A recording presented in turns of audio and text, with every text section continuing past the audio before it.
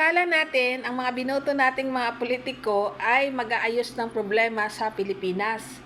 Kaso ang nangyari ngayon ay ang problema ng Pilipinas ay ang mga politiko.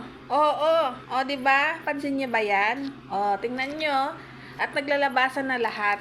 O, di ba? Na sila-sila lang din pala ang naglulustay ng pera ng kabana, samantala maraming naghihirap na marami sana tayong pagbabago kung ang tamang pundo ay naibigay talaga sa tama or sa major problem ng ating bansa. Kaso ngayon, ang nangyari ngayon, sila-sila na mismo ang naglustay. Oh. So ano pa ba ang dapat nating gawin? So dapat gawin natin yung may mga issue na dyan. Huwag na nating iluklok pa sa pwesto. Diba?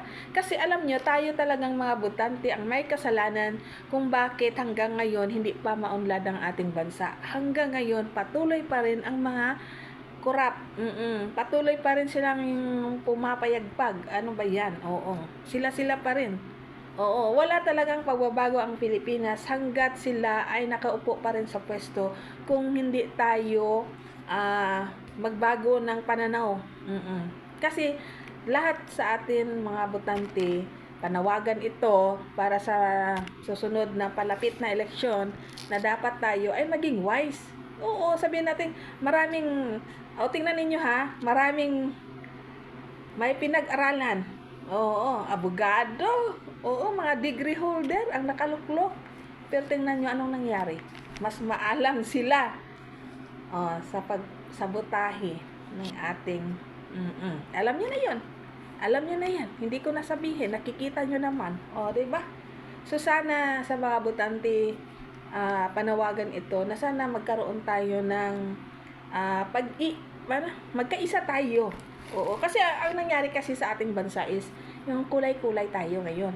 Hindi natin binibigyan pansin yung mga issue, hindi tayo nakaano doon. Dapat kasi bigyan natin ng focus doon sa issue na nangyari, talagang nakikita naman natin, naririnig naman natin, pero minsan naging bulag tayo sa katotohanan. Kaya ang ating bansa ay patuloy pa rin ang mga korap na gumagawa. O di ba? Sana matuldukan na ito sa pamamagitan natin. Kasi tayo ang nagluklok sa kanila, tayo din sana ang gagawa ng paraan kung paano maalis ang mga korap na yan.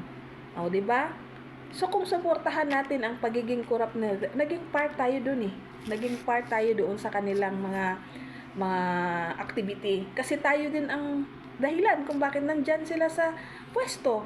O, di ba? So, gusto nyo ba yun? Nakasama kayo sa problema ng bansa dahil kayo mismo ang nagluklok sa mga korap? Diba? Kaya yan lang.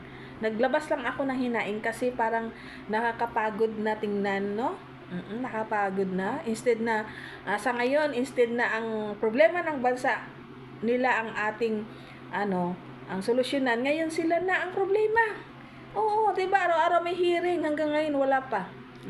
Sana matapos na yung hearing at talagang maano na yung katotohanan talaga at managot ang managot, no? Kaya yan lang guys. Thank you for watching. Bye!